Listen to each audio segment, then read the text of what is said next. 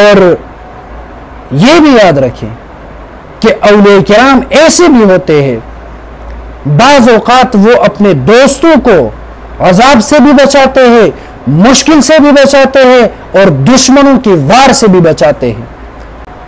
بے شک ہمارا یہ عقیدہ ہے اور یہ اہل سنت والجماعت کا عقیدہ ہے کہ جس طرح اولیاء کرام سے زندگی میں کرامات کا صدور ہو جاتا ہے، اسی طرح اولیاء کرام کے مرنے کے بعد بھی ان سے کرامات کا صدور ہو جاتا ہے۔ جو لوگ اولیاء کو خدا سمجھتے ہیں وہ اولیاء پر اعتراض کریں گے کہ اولیاء کے ہوتے ہوئے یہ عذاب کیوں آیا۔ بسم اللہ الرحمن الرحیم۔ الا ان اولیاء اللہ لا خوف علیہم ولا هم يحزنون، صدق اللہ العظیم۔ میرے واجب الاحترام، جس معاشرے میں جہالت عروج پر ہو تو اس معاشرے کے اندر علم کا زوال پایا جاتا ہے، اور جس معاشرے میں علم کا زوال موجود ہو اور جہالت عروج پر ہو تو اس معاشرے کے افراد کے اندر ان کے دل و دماغ میں جہالت بری ہوئی ہوتی ہے۔ لیکن افسوس کے ساتھ کہنا پڑتا ہے کہ ہمارے معاشرے میں بعض لوگ تعلیم یافتہ ہونے کے باوجود بھی ان کا دل و دماغ پر جہالت وہ غلبہ کر چکی ہوتی ہے، تو اس جہالت کی بنیاد پر وہ کبھی کبھار اللہ رب العالمین کے اولیاء کرام کے بارے میں بد کلامی کرتے ہیں۔ اولیاء کرام وہ ہوتے ہیں جن کے بارے میں رب کائنات فرماتے ہیں کہ قیامت کے دن بھی اولیاء کرام پر کسی قسم کا خوف و ڈر نہیں ہوگا۔ پھر ہمیں اور آپ لوگوں کو نہیں چاہیے کہ ہم اولیاء کرام کے بارے میں اپنی زبان بد کلامی کی بنیاد پر استعمال کریں۔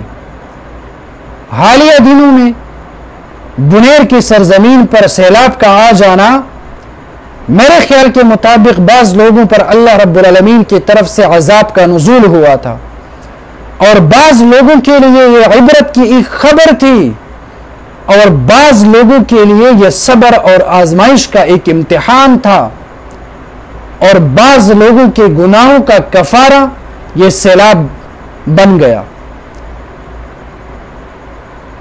لیکن ہمارے کچھ معاشرے میں علمی جاہل لوگ جو پڑھنے کے ساتھ ساتھ ان کے اندر جہالت وہ کافی مضبوط ہوتی ہے، وہ لوگ اولیاء کرام کے بارے میں بد کلامی کرنے لگے کہ اگر بنیر میں جو پیر بابا صاحب رحمہ اللہ ہے ان کا مزار ہے، اگر وہ حقیقت میں ولی ہوتے، بزرگ ہوتے، تو پھر سیلاب کیوں آیا؟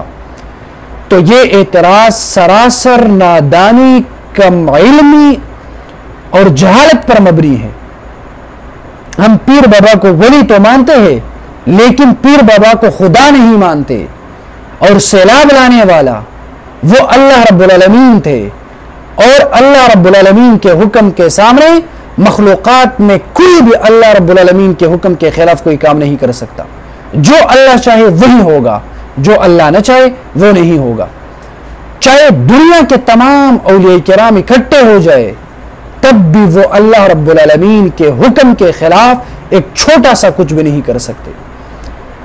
لیکن اس کا مطلب ہرگز یہ نہیں ہے کہ ولی ہونے کے باوجود وہاں پر عذاب کیوں آیا، امتحان کیوں آیا، سیلاب کیوں آیا۔ اگر امتحان کا آنا، سیلاب کا آنا یہ کسی ولایت کی نفی کرتا ہے تو پھر کتنے انبیاء کرام پر آزمائش، مصیبت، درد، دکھ، پریشانی انبیاء کرام پر آئی ہے۔ حضرت یوسف علیہ السلام کو دیکھیے، کتنی آزمائشوں سے وہ گزر چکے ہیں، کتنی مشقت تکالیف کو انہوں نے برداشت کیا، تو اب کوئی یہ اعتراض کرے گا کہ اگر وہ پیغمبر ہے تو پھر ان پر اتنی آزمائش کیوں آئی؟ حضرت ایوب علیہ السلام کو دیکھیے، انبیاء کرام کا اسی طرح بیماری میں مبتلا ہو جانا، تو اب کوئی یہ اعتراض کرے گا کہ اگر وہ نبی ہے تو ان پر بیماری کیوں آئی؟ یہ اعتراض سراسر جہالت پر مبنی ہے، اور دراصل یہ اعتراض ایتھیزم لوگوں کا ہے۔ الہاد جو ہوتا ہے، جو ملحدین لوگ ہوتے ہیں، یہ ان لوگوں کا اعتراض ہے۔ جب اللہ رب العالمین چاہے تو کون ہے اللہ رب العالمین کے حکم کا مقابلہ کرنے والے؟ کوئی بھی نہیں ہے۔ حضرت محمد الرسول اللہ صلی اللہ علیہ وسلم پر کتنی مشقت گزری، کتنی تکالیف سے وہ گزر چکے تھے، کتنی آزمائشوں کا مقابلہ کیا، تو اب کوئی نعوذ باللہ ان پر اعتراض کرے گی کہ اگر وہ امام الانبیاء ہے تو پھر ان پر مشقتیں، تکالیف، پریشانی، درد، دکھ کیوں ان کو ملا؟ تو یہ جہالت پر یہ اعتراض جہالت پر بنا ہوگا۔ لیکن میں اپنے مسلمان دوستوں سے کہنا چاہتا ہوں کہ اللہ رب العالمین کے حکم کے مقابلے میں کسی ولی کو کھڑا کرنا یہ مناسب نہیں ہے، یا کسی ولی کو خدا سمجھنا یہ شرک ہے۔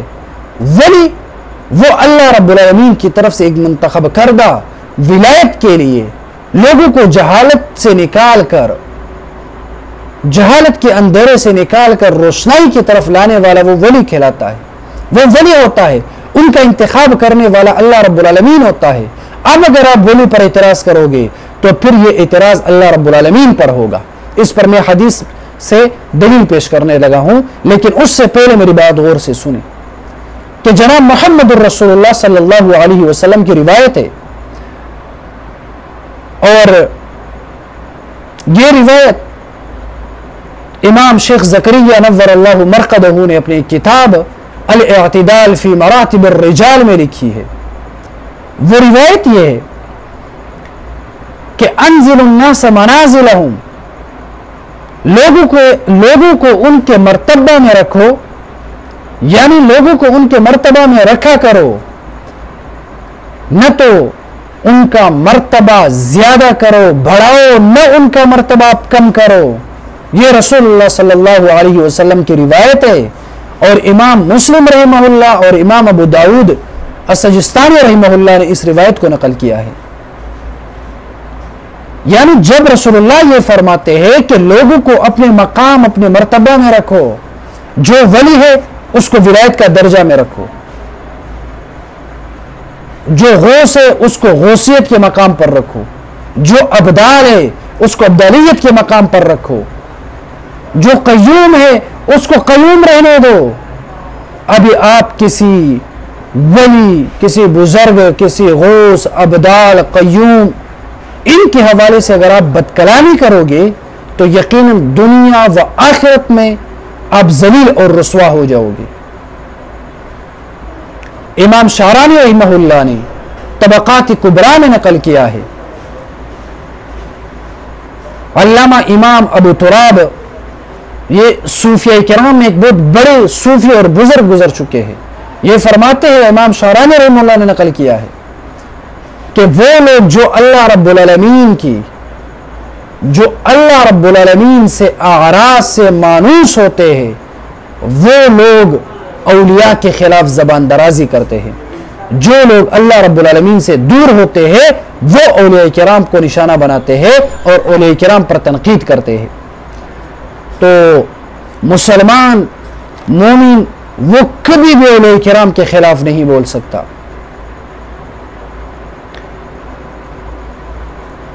امام محمد بن اسماعیل البخاری رحمہ اللہ، انہوں نے اپنی مایاناز مقبول کتاب بخاری شریف کے اندر یہ روایت نقل کی ہے، اور اسی روایت کو امام خطیب التبریزی رحمہ اللہ نے اپنی مشہور کتاب مشکات شریف میں نقل کی ہے۔ یہ اللہ رب العالمین کی طرف سے اعلان محمد الرسول اللہ لوگوں کو سناتے ہیں، من عاد لی ولیا فقد آذنتہ بالحرب۔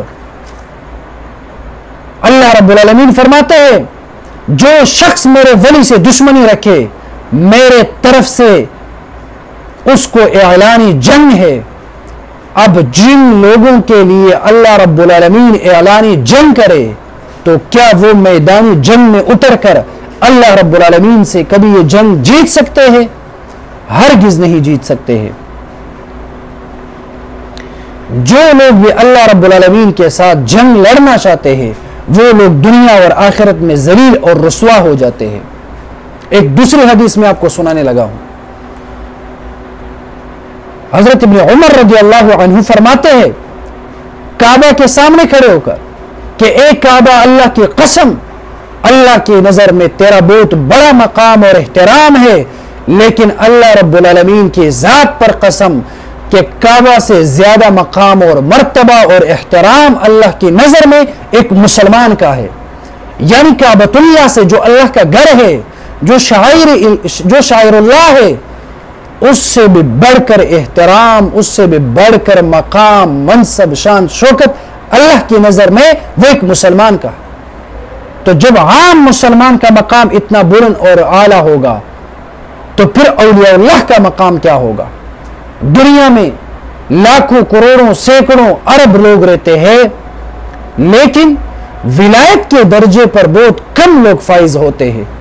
اس کا بنیادی وجہ یہ ہے کہ ولایت کے لیے بندوں کا انتخاب کرنے والے وہ خود رب العالمین ہوتے ہیں، اور جن اولیاء کو اللہ رب العالمین انتخاب کرے ان اولیاء پر آپ اعتراض کرتے ہو تو گویا کہ آپ اللہ رب العالمین پر اعتراض کرتے ہیں کہ اللہ رب العالمین نے نعوذ باللہ یہ انتخاب درست نہیں کیا ہے. تو اولیاء کو ٹارگٹ کرنا یہ دراصل اللہ رب العالمین کے ذات کو ٹارگٹ کرنا ہے.